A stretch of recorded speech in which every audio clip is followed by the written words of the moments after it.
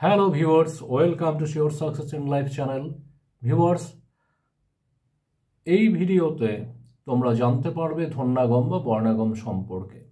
Viewers, এই একটি চ্যানেলে তোমরা প্রাচীন ভারতের ইতিহাস থেকে শুরু করে আধুনিক যুগ পর্যন্ত প্রাচীন বাংলার ইতিহাস, বাংলার ভূগোল এবং ভারতবর্ষের ভূগোল এই সম্পর্কে স্পষ্ট ধারণা পাবে। সেই সঙ্গে বাংলা ব্যাকরণ যাবতীয় তথ্য একের পর এক উঠে আসবে।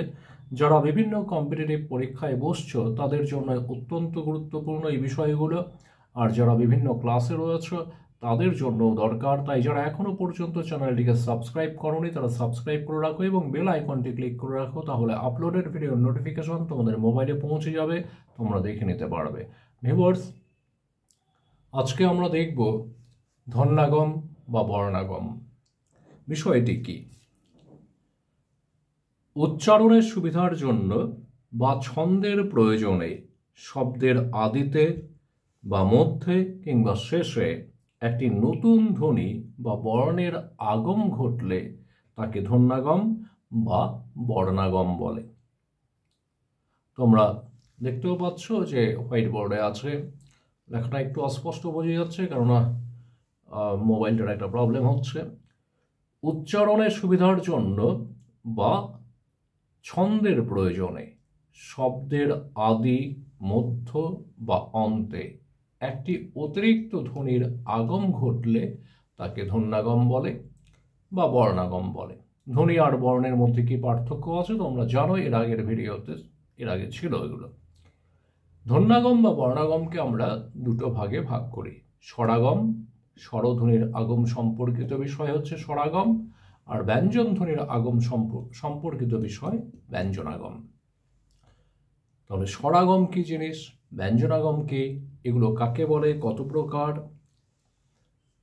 এগুলো তোমরা এই হোয়াইট বোর্ডে তোমরা যতটুকু লেখা আছে তার মধ্যে কিছুই বুঝতে পারবে না।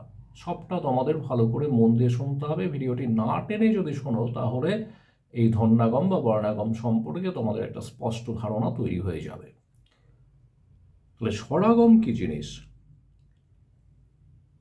শব্দের আদিতে, মধ্যে বা শেষে যদি যুক্ত ব্যঞ্জন থাকে তাহলে উচ্চারণ সহজ করার জন্য যুক্ত ব্যঞ্জনের আগে বা মাঝে কিংবা শেষে একটি স্বরধ্বনি নিয়ে এসে উচ্চারণকে সহজ করার প্রবণতা লক্ষ্য করা যায়।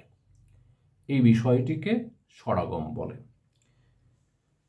তাহলে সহজ কথায় শব্দের শুরুতে বা মধ্যে বা শেষে একটি অতিরিক্ত স্বরধ্বনির আগম ঘটলে তাকে আমরা স্বরাগম বলবো। স্বরাগম তিন প্রকার: আদি স্বরাগম, মধ্য স্বরাগম এবং অন্ত স্বরাগম। আদি স্বরাগম কি জিনিস?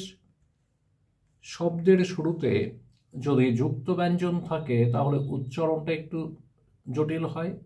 তাই শব্দের শুরুতে যুক্ত ব্যঞ্জন থাকলে বা না থাকলে যদি একটি স্বরধ্বনি এসে উচ্চারণের সহজতা সৃষ্টি করে তখন তাকে আদি স্বরাগম বলে। বোঝা গেল? আমরা সহজ কথা এইভাবে বলতে পারি, শব্দের শুরুতে যুক্ত ব্যঞ্জন থাকলে উচ্চারণ সহজ করার জন্য তার আগে একটি স্বরধ্বনির আগম ঘটে। ধ্বনি পরিবর্তনের এই প্রক্রিয়াটিকে আদি স্বরাগম বলে। যেমন দেখো, তোমরা এখানে উদাহরণ দেখতে পাচ্ছ, স্কুল, স্কুল দন্তস্বয় ক, স্ক, এই যুক্ত ব্যঞ্জনের পূর্বে একটি স্বরধ্বনি এসে হলো স্কুল, অর্থাৎ স্কু এর আগে একটা ই স্বরধ্বনি এসে উচ্চারণটাকে অপেক্ষাকৃত সরল করে দিল। যেহেতু আগে একটি স্বরধ্বনির আগম ঘটেছে ই স্বরধ্বনিটি, তাই এটি হলো আদি স্বরাগম। ঠিক তেমনি ইংরেজি শব্দ স্ট্যাবল, স্ট্যাবল মানে ঘোড়া রাখার জায়গা, ঘোড়াশালা। স্ট্যাবল শব্দের বাংলার রূপ হয়েছে আস্তাবল। উচ্চারণের ক্ষেত্রে সামনে একটা আ ধ্বনি চলে এসে উচ্চারণ হয়ে গেছে আস্তাবল, তাহলে আদিতে আ এসছে, এটাও আদি স্বরাগম হলো। স্পর্ধা, অনেকেই বলে থাকে আস্পর্ধা। ব্যাপারটি কি? স্পর্ধা সংযুক্ত ব্যঞ্জন স্প, এই স্পয়ের উচ্চারণটাকে সহজ করার জন্য হয়ে গেল আ এসে আস্পর্ধা।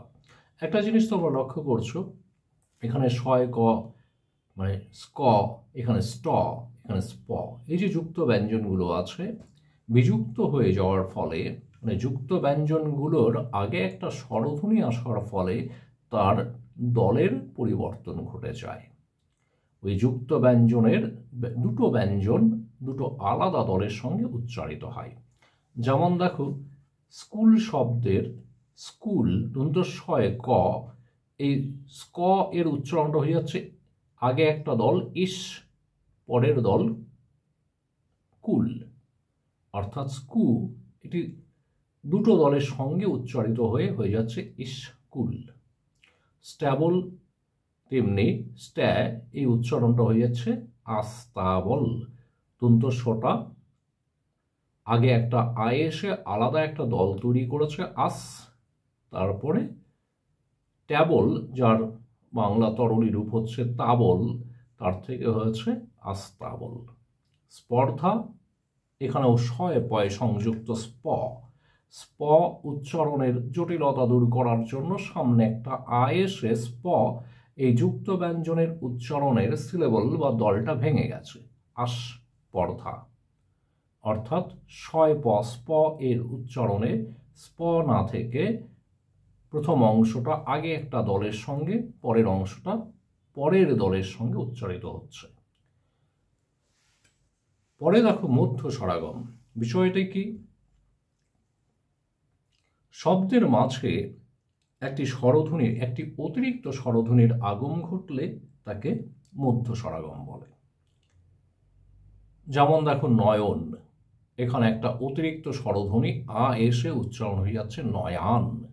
তেমনি শয়ন হয়ে যাচ্ছে শয়ান, মুক্তা হয়ে যাচ্ছে মুকুতা।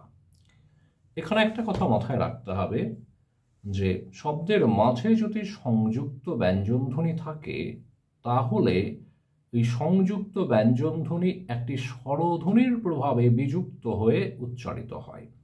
অর্থাৎ একটি স্বরধ্বনি এসে সংযুক্ত ব্যঞ্জনকে বিভাজিত করে, তার জন্য মধ্য স্বরাগমকে স্বরভক্তি বলা হয়।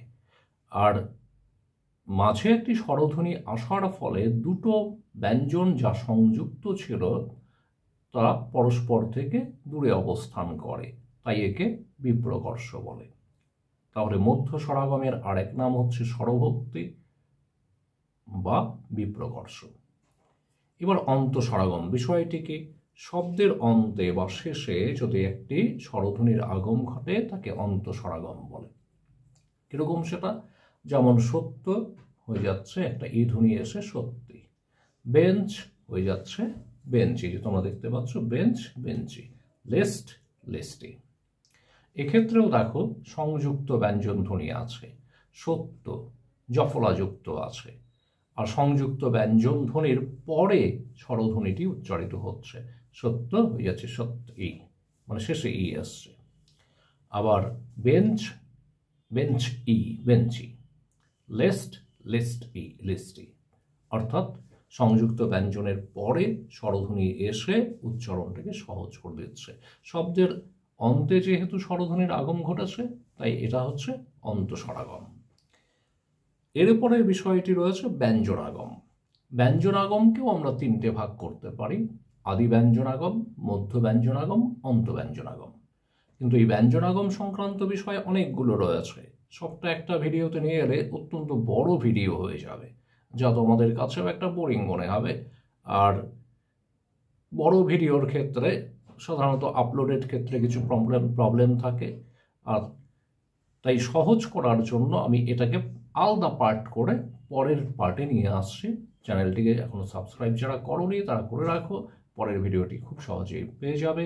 আর পর্যায়ক্রমিকভাবে তোমাদের তো বলেইছি আগে, যারা আগে শোনোনি এখন শুনে রাখো যে ইতিহাস ভূগোল এটা শুধু ভারত নয়, ভারত ও বাংলাদেশের প্রাচীন থেকে আধুনিক ইতিহাস এবং ভূগোলের বিভিন্ন স্তরগুলো নিয়ে আলোচনা করা হবে। বাংলা সাহিত্য এবং বাংলা ব্যাকরণ সম্পর্কিত যাবতীয় বিষয় এই একটি চ্যানেলে তোমরা পেয়ে যাবে। থ্যাংক ইউ ভিউয়ার্স ভিডিওটি দেখার জন্য। ভালো লাগলে ভিডিওটি শেয়ার করো। চ্যানেলটিকে সঙ্গে রাখো, দেখতে থাকো, জানতে থাকো। ধন্যবাদ ভিউয়ার্স।